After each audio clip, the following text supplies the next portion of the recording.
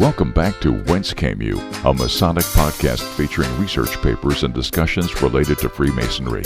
Here's your host, Brother Robert Johnson. This is episode 330. Welcome back to the show. This week on the program, we've got a few great articles, namely one from the Southern California Lodge of Research, and some of you know I do a presentation on the Rite of Memphis, specifically not the blending of the Memphis-Misraim, but just the Rite of Memphis and its development here in the United States and its subsequent demise. I found an interesting article that addresses the Rite of Memphis-Misraim, and I thought it was kind of cool. I like to explore and read about the different rites and read their degrees and these kind of things, so I do have a piece on that as well. And we also have illustrious Brother Stephen L. Harrison in this episode, who is going to give us another amazing segment of the Masonic Minute. Before we get started, just want to remind everybody out there, thank you for supporting this program. One of the latest ways you can help support this program, Brother Levi Banker of buybankersbest.com has created a new shampoo, and I got it and I love it. And it's like, normally I spend $20 on beard wash buying a conditioner and a shampoo. This is only $15 instead of the $20, and then shipping and everything. You use the promo code, it's shipped to your door for $17. Saves you $3. You support the show if you help by using the promo code WCY, clicking through our links, all that. So check that stuff out. It's really, really good. And let's get into the program. So let's just dive off the board, as it were, with the first piece, which is not terribly lengthy, but it is very interesting. It comes from the researchlodge.com, which is the Southern California's Research Lodge, and they have sort of a blog that's online that has some published articles, and I found this one, which I thought was pretty interesting. The Flower of Life, Where Masonry and Spirituality Meet. And this is by Worshipful Brother Keith Dayton. I've been asked to put a small paper together on a presentation I've been giving on the Flower of Life. I have to start by saying that I will be using the words spirit, consciousness, God, creator, all interchangeably within this paper. Whichever entity resonates with the reader, go along with it. So what is the Flower of Life? Well, here it is. It is more than just a picture. This is a pattern for creation in the universe. It is the basis of geometry, music, divine proportions, and every element known to man.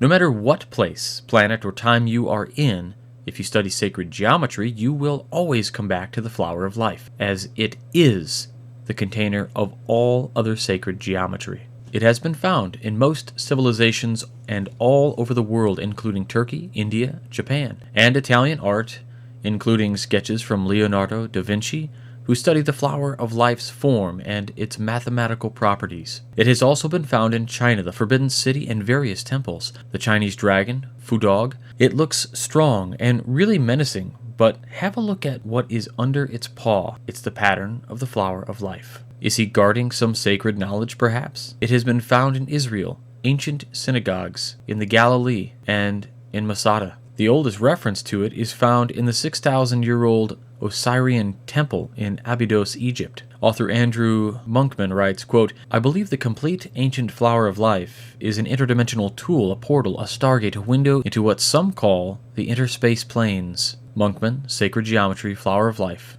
9/26/2017, at the following web address. Listeners may find a link to the article in the show notes. Let's see how it formed, more importantly, and what it forms. How the Flower of Life is formed. This is difficult to imagine, but I would like you to turn off all the lights and be in a dark room all by yourself. I want you to imagine there is complete nothingness in the universe. Let's just dwell on that for a moment. Nothing exists. No stars, no planets, no atoms, no particles, no quantum mechanics, no God particle. You are floating in nothingness, represented here by the Eye of Horus. For us Masons, it reminds us of the statement, quote, In the beginning the earth was without form and void. A darkness was upon the face of the deep. Spirit gave rise to consciousness. Consciousness could not move up, down, left, or right. It had no sense of anything other than itself. So consciousness expanded itself to a perfect sphere around its middle. This is the first circle, actually a sphere, in the flower of life. You can do this yourself with a simple compass. You ever wonder where we get the term sphere of influence? As Masons, we are now reminded, quote, and the Spirit of God moved upon the face of the waters, end quote. Essentially, this is the first stage in creation. I have created a space for to form myself. I now have the gnosis that it would be really cool to replicate myself, so keep my initial sphere intact, then move my consciousness to the outer edge of the sphere. The birth of recreation happened at that moment. Consciousness had created the heaven and the earth. This shape that has been formed in between is called the vesica Pisces, which translates from Latin as the fish bladder. It resembles the conjoined dual air bladders found in most fish. The vesica Pisces is used in a lot of religious art. In the same way, humans begin as a single cell and replicate from there. It takes precisely 33 mitotic divisions to arrive at our total cell count, an interesting Masonic number. You may all know this symbol, used almost exclusively today to denote membership in the Christian religion. The symbol once held a very different meaning. The custom of early Christians to communicate by drawing a portion of the dust was carried over from the practice of the ancient Pythagoreans, who discovered the shape's unique properties and made it an important part of their teachings. This is the sign of the fish. Spirit decides it is going to move again exactly one radius away, and we get the tripod of life, which includes the Holy Trinity. This movement and recreation of consciousness continues until eventually on day 6 is created the seed of life. According to some researchers, the seed of life is a symbol depicting the 7 days of creation in which God created life. Continue this process out to 13 spheres and you have the flower of life, which can be better visualized in 3 dimensions called the egg of life. Join up their centers and you magically get a cube. If we extend this out even further, we get an extended flower of life. The fruit of life symbol is composed of 13 circles taken from the design of the extended flower of life. It is the blueprint of the universe containing the basis for the design of every atom, molecule, structure, life form, and everything in existence. It also contains the geometric basis for the delineation of a special shape. If you draw a line from the center of every sphere to the center of every other sphere, you get Metatron's cube. Now I know this seems to have got very complicated very quickly, but as brothers, it is important to note the relevance of just who Metatron was and what he means to us. Archangel Metatron is considered in esoteric literature to be the voice of God, one of, or if not the highest archangel. He is depicted in ancient texts with the image of the cube that bears his name emblazoned on his chest or floating around him. Why should Masons care about Metatron? In the Bible, it identifies him as the angel that led the people of Israel through the wilderness after the exodus from Egypt. With reference to pillars of light and smoke, Metatron's cube also considered a holy glyph used to ward off evil spirits. The 5 Platonic solids. The 5 Platonic solids are geometrical forms which are said to act as a template from which all life springs. The Platonic solids are 5 structures that are crucial because they are building blocks of organic life. These 5 structures are found in minerals, animated and organic life forms, sound, music, language, etc. The Greeks taught that these 5 solids were the core patterns of physical creation. 4 of the solids were seen as the archetypal patterns behind their 4 elements, fire, earth, air, and water, while the 5th was held to be the pattern behind the life force itself, the Greeks' ether. According to ancient and medieval science, Plato, ether, Greek, also spelled ether, also called quintessence, is the material that fills the region of space, the region of the universe above the terrestrial sphere. Plato mentions that there is the most translucent kind, which is called by the name of aether, but otherwise he adopted the classical system of 4 elements. It was thought to make up the heavenly bodies. It was noted that there was very little presence of quintessence within the terrestrial sphere. In the 1980s, Professor Robert Moon at the University of Chicago demonstrated the entire periodical table of elements. Literally everything in the physical world is based on these 5 forms. In fact, throughout modern physics, chemistry, and biology, sacred geometrical patterns of creation are being rediscovered. So what else can we find out about the flower of life? How else does it interact with our lives and creation around us? Let's go back to the Vesica Pisces. Let's look at another revealing of sacred geometry from this most auspicious creation shape. Consider the rudimentary geometry from the Vesica Pisces. If we assume that the radius of each of these spheres has a dimension of unity or 1, if we intersect some lines, we get some interesting numbers, including the square root of 3, the square root of 2, and finally, the square root of 5. These are all irrational numbers, meaning that they go on forever and are never resolved. Consider nu the square root of 5. If you apply simple addition of 1 and divide by 2, you get an interesting question. This is known as the golden ratio, or phi. The golden ratio is found just everywhere in the world. It considers the Fibonacci sequence. This sequence and its merits are justified for another paper. Suffice to say that the examples go from the very small to the huge, from DNA to the nautilus shell, through body dimensions including human and non-human faces, all the way up to spiral galaxies. The DNA, B-DNA, has 2 grooves called the major and minor groove, which are in proportion of 13 to 21 angstroms. The molecule measures 34 angstroms long by 21 angstroms wide for each full cycle of its double helix spiral. If you look hard enough, you can find the Fibonacci series everywhere. Other shapes within the flower of life. Here we have the Kabbalistic tree of life contained within the flower of life. The chakras are also contained within the flower of life. Musical notation is contained within the flower of life. There is one more shape that is contained within the flower of life. It is one that is pertinent to Masons. It is known by many names, including wheel within a wheel, the chariot of fire, or the true chariot of the gods, as described in the Old Testament book of Ezekiel. This is said to be a divine light vehicle used by ascended masters to connect with higher realms. The Semitic form is called the Stella Octangula, or the Star Tetrahedron, or three-dimensional Star of David. It also has another name, which is the Merkaba. I had the personal experience of going on a Merkaba meditation weekend. The meditation is to enable you to connect your energies with higher energies and spiritual beings in the higher dimensions. The Merkaba becomes a spiritual vehicle that totally surrounds you. It becomes part of your quote-unquote light body. We are all quote-unquote sons of light, are we not? It is a 17-breath meditation. First 6 balance the polarity, next 7 for proper pranic flow. Further breaths are used to shift consciousness and activate the Merkaba. Why should Masons care?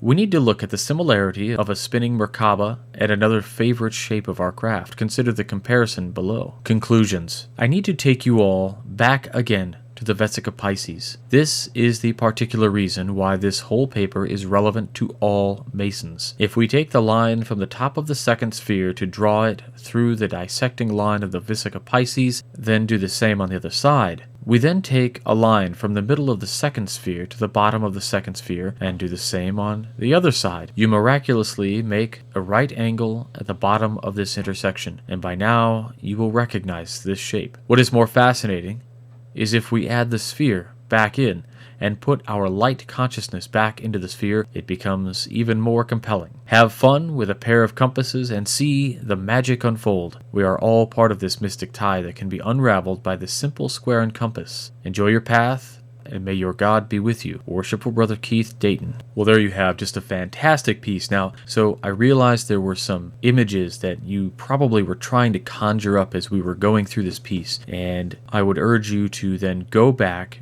and click on the show notes, click the link to the article directly, and see the other resources that are there. In addition, if you have further questions on the subject, I would highly recommend contacting Worshipful Brother. I know the Southern California Research Lodge is doing a wonderful job, and we thank them for all of their hard work. Next week, I'll actually be in Dallas, Texas for work all week, so it is my hope that Worshipful Brother Nick Johnson will be hosting the show next week, and we should have a pretty good program. So, all that taken in, and now we'll go into this week's Masonic Minute. Rummaging through some papers last week, I found a note scrawled in longhand describing a brother's Masonic journey. This account started with the mundane tale of a farmer who wanted to become a Freemason. This simple story was informally jotted down in 1952 as a recollection of events that took place long before, shortly after the turn of the century. I thought it was worth sharing with you. Here is that farmer's Masonic tale. One day I was in the barn lot at home on the farm, discussing things with a cousin of my mother. I told him I was interested in Masonry and hoped to become a Mason someday. This was in November 1908. A short time after, I received an application for membership. I signed it and was elected for initiation, which happened on February 9th, 1909. I studied faithfully and was given the third degree on March 9th, 1909. Shortly after receiving the third degree, the Grand Lecturer came to town to hold a lodge of instruction. I attended all 3 days and then accompanied the brother to other towns for more instruction, becoming proficient in all 3 degrees. I was elected junior warden in 1910. In 1911, I sent a petition to the Grand Master asking for the establishment of a Masonic lodge near my home. A lodge under dispensation was set up with myself as master, also under dispensation, in the spring of 1911. At the fall meeting of the Grand Lodge, the new lodge was granted a charter. I was elected master of the lodge. It was a very active organization and continued to grow. I became master a second time when the lodge was 4 years old, and then secretary. World War I came along and I went to France. The lodge hall burned down, destroying all the records, but the lodge continued to grow. When I returned from overseas after World War I took an active interest in Masonic affairs in the whole country. When the district deputy died, I was appointed to replace him in 1924. I entered politics in 1922 and was elected to office again in 1926 after a defeat in 1924. In 1930, William R. Gentry was elected Grand Master of Masons of Missouri. He appointed me to the Grand Lodge line, and in 1940, I was elected Grand Master of Masons of the Grand Lodge of Missouri. In the study of the Masonic lectures and the reading of the biblical references, I was impressed with the moral code taught by the lectures and the Bible. I always tried to live and act by this moral code. Signed, Harry S. Truman, The White House, Washington, D.C., December 31st, 1952. For the Whence Came You podcast, this is Steve Harrison with the Masonic Minute. All right, always fantastic. We thank illustrious Brother Stephen L. Harrison for his time and bringing us always amazing content. If you like his style and you like this kind of thing, please head on over to our website. Go to the bookstore and click on the links to his Amazon books and pick up any number of his books. They're fantastic, they're well written, well researched, and they always make us think. So again, a huge thanks goes out to illustrious Brother Stephen L. Harrison.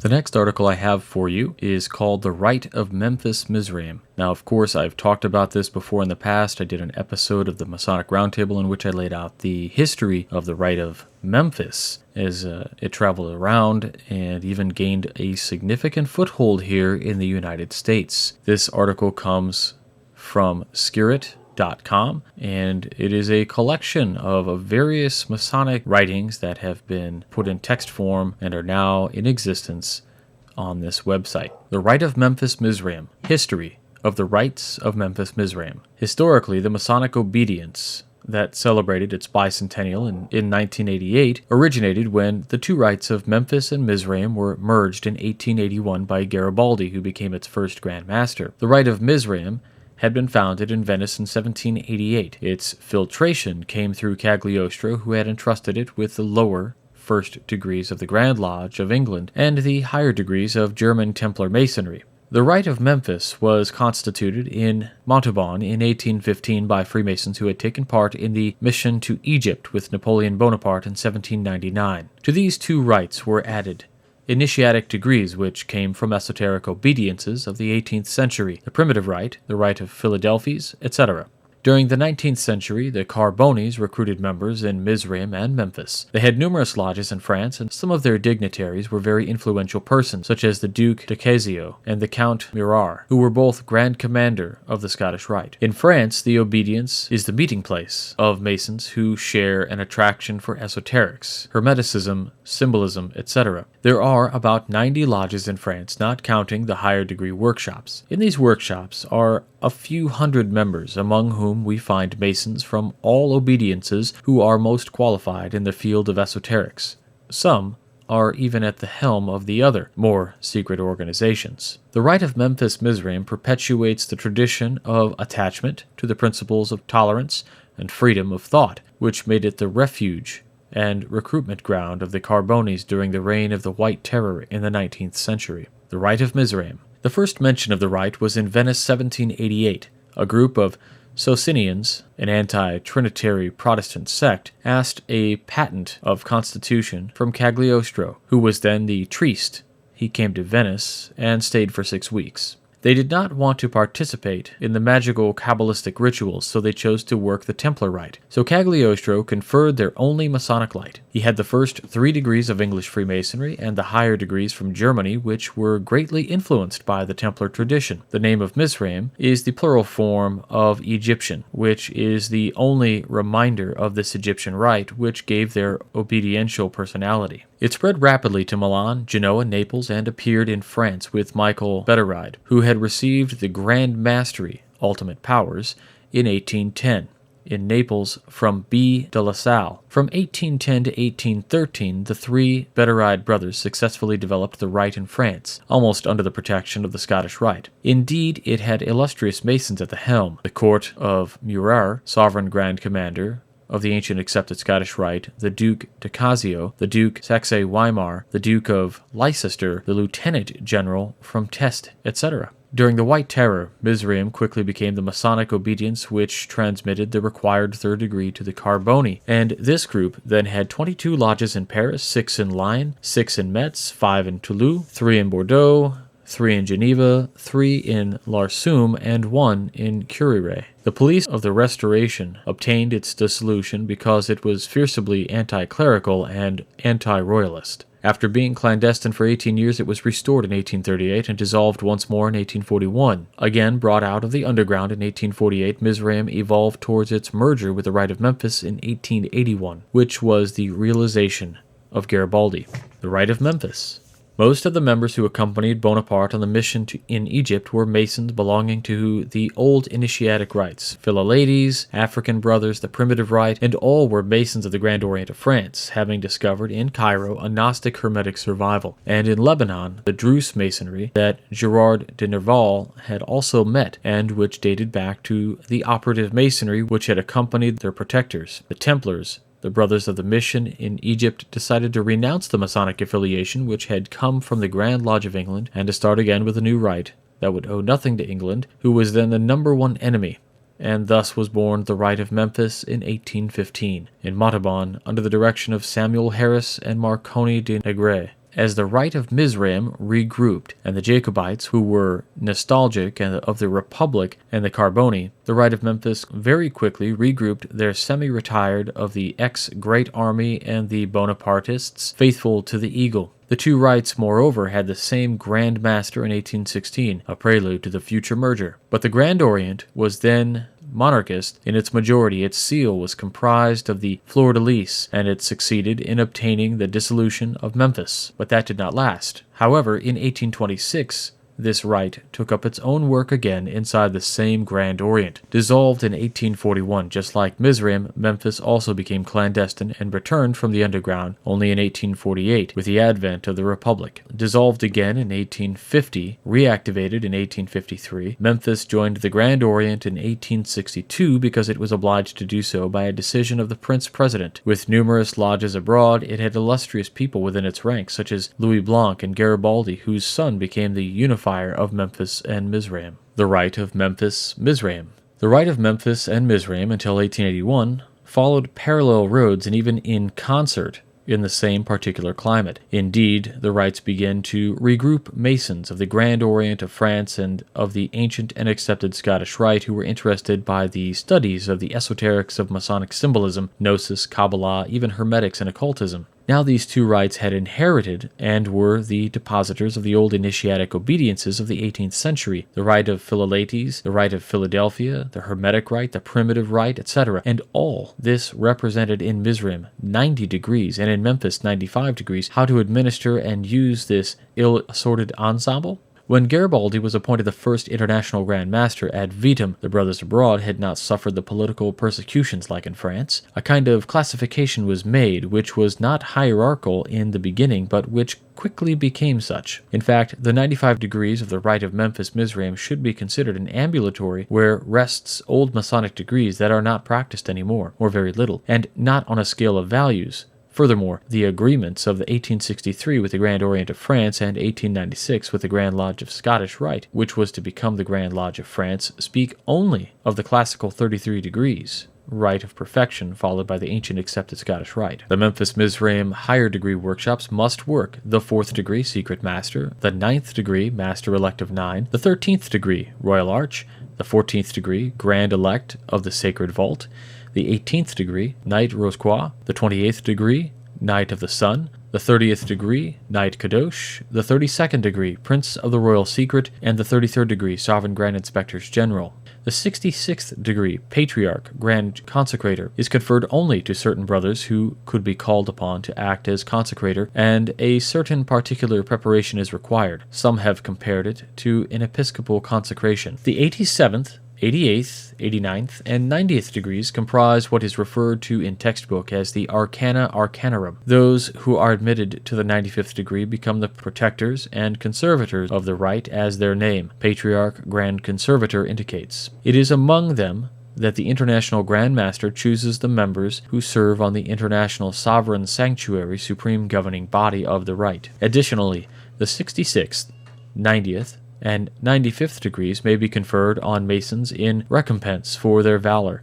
their knowledge, and their fidelity. The 95th degree confers upon them the right to sit on the Council of Sages in their quality as Grand Conservator of the Rite. Other degrees, such as the Royal Arch, are not mandatory and are left to the choice of the brothers. Knighthood, chivalry, is transmitted to certain brothers with the 20th degree, Knights Templar or Knight of the Temple, descended directly from the ancient strict Templar observance, and the Knights Beneficent of the holy city of Jean-Baptiste Wilmermaz. The lodges of Memphis-Misraim work the Egyptian rite. On their altars, they add the traditional interlacing of the compasses and the square, the rule symbol of the Grand Architect of the Universe and of divine law. Since March 1990, the President of the National Council-elect ensures the admission of all the Blue Lodges of the Rite in France and in the associate countries. On May 10, 1991, the French obedience was admitted into the Centre of Liaison and Information of the Masonic Power signatories of the Call of Strasbourg, or CLIPSAS, thus registering its actions on the sides of European and liberal Freemasonry. The Rite of Memphis-Misraim perpetuates its traditions of fidelity to democratic principles and to the initiatic sciences. That's it. I hope to have you join us next week when we have a special guest host. I'd invite you to please check out the show notes and click on the links to check out those lodges of research. Please do not forget about the Masonic Roundtable, which goes live every Tuesday at 10/9 Central. I will be absent this week. Again, I'll be in Dallas for work. We'll have 3 new pieces up this week for the Midnight Freemasons. Mondays, Wednesdays, and Fridays. Every single week we publish new Masonic content. And of course, on Tuesdays, Thursdays, Fridays, we've got the Masonic Curators. So we'll have those videos up as well. Please, if you're feeling up to it, consider supporting the show. Go to wcypodcast.com, hover over support the show, click make a donation, and you can assist this show. You become a producer, and we have different levels of contributions, and we appreciate everything you do. It keeps this show running, it keeps the archive up, it pays for the website, it pays for making all the episodes always available, and so much more. So thank you all so much, and I'll talk to you in just a few weeks, actually. Until then, stay on the level. For Whence Came You, I'm Robert Johnson.